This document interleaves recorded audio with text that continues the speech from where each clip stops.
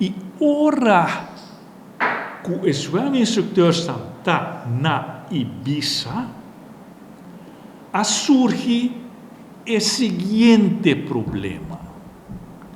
Botim sportinstructeurs na Ibiza, que para hopi anya acaba tá trabalha na escola como sportinstructeur e não tá pedi vaste dienst e der hata bisa não bosso não por haja vaste dienst. Não tá pedi contract, arbeidscontract e der hata bisa não por.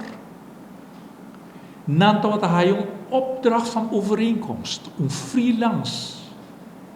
Não tá freelancer. Então, ora que o zwem-instructeur está em Ibiza, botinha sportinstructeur está aqui, todos são sorte de sportinstructeur, pero está ganha mais que o outro, então assim é o mesmo trabalho. E com o mesmo nível. Então, ora ministro Daniel de Berra aí um problema, como está vai sair a foco, como está paga essa aqui não mais, e o outro que está fazendo o mesmo trabalho está ganhando menos. Surgiu um problema. E ora na bem back cerca de mim, ministro Daniel Odiber pedi para me fazer favor, para tomar um back, para algum luna, para dar mais tempo para não por regra, para os zwem-instructeurs. Então, esse é o de den ministerraad de 29 de julho 2021, já depois da eleição acaba. Voorstel de minister Daniel Odiber. 29 de julho 2021, a tomar decisão que os zwem-instructeurs também back bom de DPS para algum luna e per 1 januari 2022 Ibiza lo tomam over.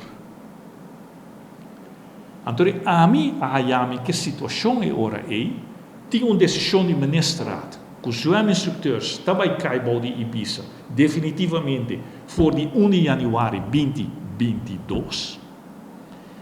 E ora aí, botinco atua conforme tá a decisão de ministerraad. Se você vai para Ibiza e os sportinstructeurs dan daar een opdracht van overeenkomst, que men você trabalha para Ibiza não por ter discrepância. Der ha não por médico duas medidas, medida.